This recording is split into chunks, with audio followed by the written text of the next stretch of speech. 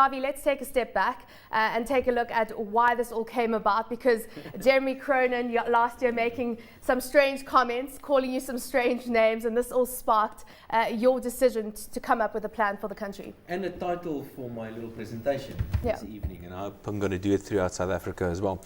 Last year, Jeremy, maybe just a bit of background. Communism is a bit of a hobby for me. I studied communism, or I studied communism, and I've studied the history of communism and a philosophy of communism and the theory of communism, and it's very interesting to go back to see how the whole thing fits together. And I can tell you one thing: the Communist Party in South Africa are not communists, because they don't understand communism, quite a lot of that. In fact, if you go through some of their analysis and their, what they think, or some of their changes to the South African economy or policies in South Africa, that's certainly not what Marx proposed, and it's certainly not what Stalin or Lenin or those guys proposed. And we would love them to come into studio and have a debate with you on that. Okay, but last year, Jeremy Cronin, I commented on the iPad, for example, and he called me, in fact, a hysterical, unreconstructed neoliberal fundamentalist. And what a wonderful title. So I call my presentation tonight Confessions of an Unreconstructed Neoliberal Fundamentalist.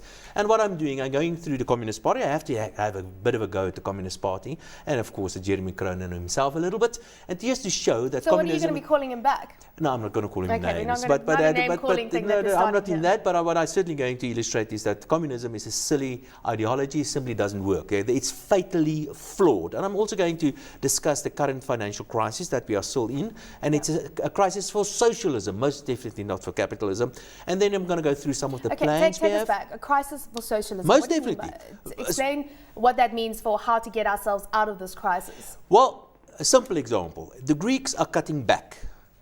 And many economies in Europe are cutting back because they've overextended themselves in the past. The state spent money that they didn't have. So what they're doing now, austerity, is nothing but a reversal of socialism. So this is a crisis for socialism. The reason why we're in a crisis is because governments didn't behave themselves. So they're cutting back. It's not a crisis for the markets, it's a crisis for socialism, because eventually they've now spent all other people's money, and now they're in trouble. So that's the reason for a crisis in Europe. Nevertheless, so I'm going to South Africa, analyze some of the plans, illustrating some of the contradictions between the different plans in South Africa. Let's delve into that. I mean, where are there obvious contradictions between key plans which will make these plans unworkable? Well, I think the most important plan, by the way, is the budget, because that's a plan that is really put in practice, and that's a plan that's really put in place, and we actually work according to the budget of the Minister of Finance. The other plans are sort of wish list here and again, and now and again, the Minister of Finance, or rather Trevor Manuel's new National Development Plan, that's a plan that's much more realistic, but it's also a fairly interventionist kind of plan. So he says this and that is wrong, and we should do A, B, and C to fix that.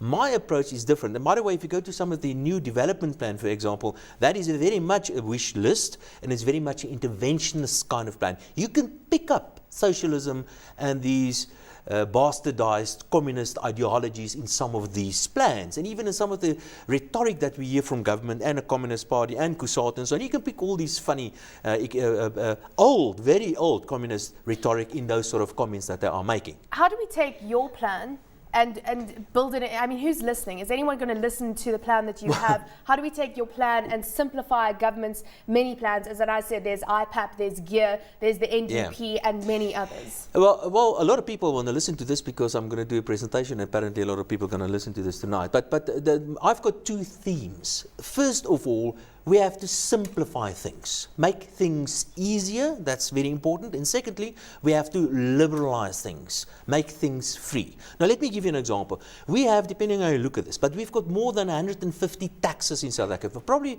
closer to about 200 taxes.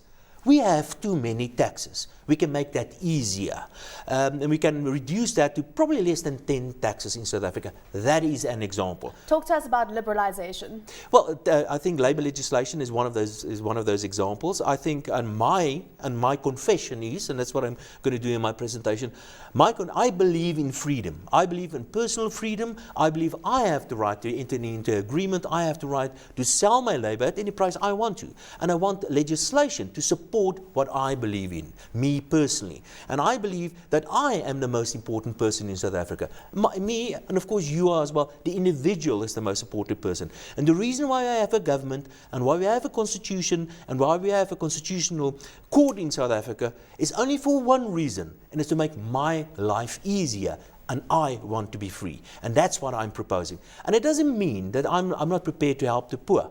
Of course I am. And of course, the better off should be paying more taxes than the poor in South Africa. And we should spend a lot of money on poverty alleviation. But most definitely, everything should be aligned to supporting me, make my life easier, support the private sector, because that's the only place where we are creating wealth in South Africa. Government at best is a redistributor of wealth, and most definitely not a creator of wealth. And creates the right enabling environment. I'd love to have you and Exactly. Jeremy Cronin around the same I'd table. love to. Hopefully next time after you've made this talk. Thank you so much for joining us. I look forward to getting some feedback on that. Dawie Roodt, a senior economist at the Efficient Group.